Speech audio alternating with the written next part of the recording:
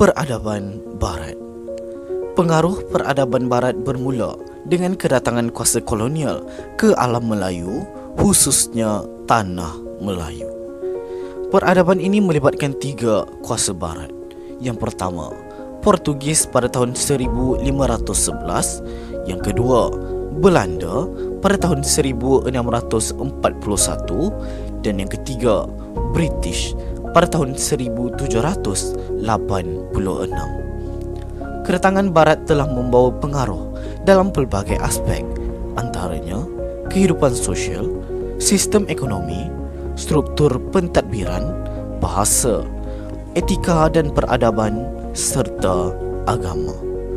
Kedatangan Barat telah membawa corak kehidupan yang baru terhadap alam Melayu itu sendiri. Jadi, itulah serba sedikit pengenalan mengenai pengaruh peradaban Barat terhadap alam Melayu. Pengaruh peradaban Barat Portugis. Tujuan kedatangan Portugis ke alam Melayu adalah untuk menguasai perdagangan serta mengembangkan agama Kristian. Peradaban ini tertumpuk di Melaka selama 130 tahun, iaitu dari 1511 hingga 1641. Kesan penjajahan Portugis. Yang pertama, kewujudan masyarakat Serani yang terhasil daripada perkahwinan campur. Yang kedua, pengenalan sistem tulisan Rumi. Yang ketiga, kewujudan perkataan pinjaman seperti jendela, almari dan garfu. Yang keempat, kesan penjajahan Portugis telah menyebabkan keruntuhan Kerajaan Kesultanan Melayu Melaka. Hal ini menjadi asbab kepada kemunculan Kerajaan Melayu Riau. Itu pengaruh peradaban Barat Portugis. Pengaruh peradaban British terhadap alam Melayu. Penjajahan British telah bermula selepas Francis Light menduduki Pulau Pinang dengan memberikan janji kosong kepada Sultan Kedah pada 11 Ogos 1786. Kemudian, Stamford Raffles pula telah menduduki Pulau Singapura setelah membuat perjanjian dengan Temenggung Abdul Rahman pada 6 Februari 1819. Kedatangan British telah menyebabkan kemajuan kepada Singapura. Namun, kemajuan Singapura telah menimbulkan kemarahan Belanda. Selepas itu, temeterailah Perjanjian London yang mengesahkan pendudukan Inggeris di Tanah Melayu. Dari situ bermulalah penjajahan Inggeris untuk menguasai Tanah Melayu. Kesan penjajahan Inggeris. Perubahan sistem pentadbiran.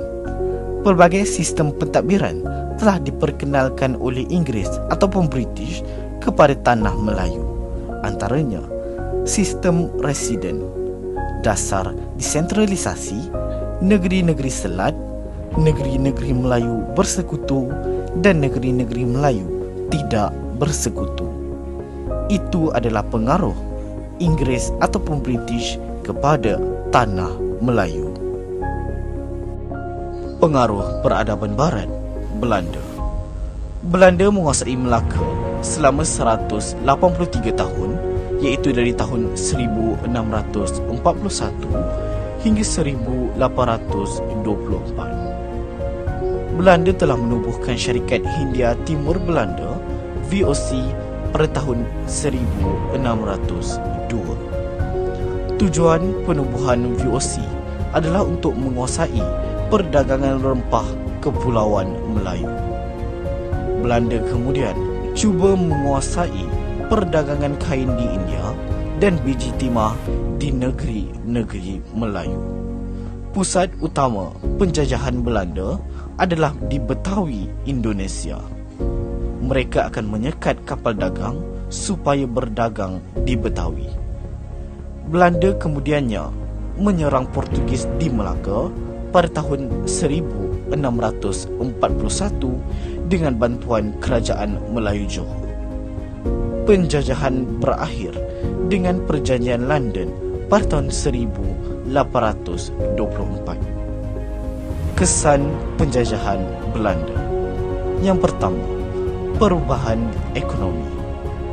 Selepas kedatangan Belanda, perlombongan dan perladangan getah telah dijalankan secara besar-besaran. Yang kedua, tinggalan bangunan-bangunan binaan Belanda.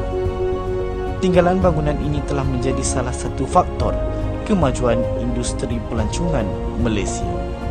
Itu adalah pengaruh Belanda.